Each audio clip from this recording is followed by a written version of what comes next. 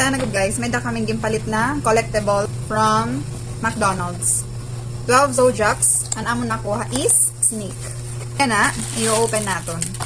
I-unbox natin kung ano postura, hindi na snake. Wow!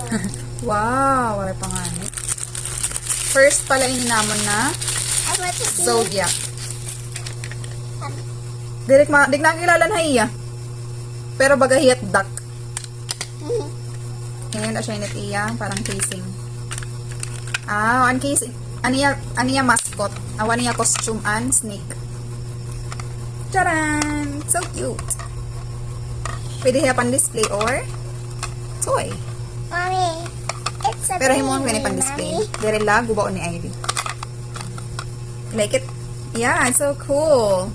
Gusto niya ang pink. Ang pink is ini hiya. Ini na mouse. Kaso dire daw available. Aw dire. Adi ngayon. Ini na pig. Aw amot kon pig ba ito? Asya ini iya first choice. Kaso dire available.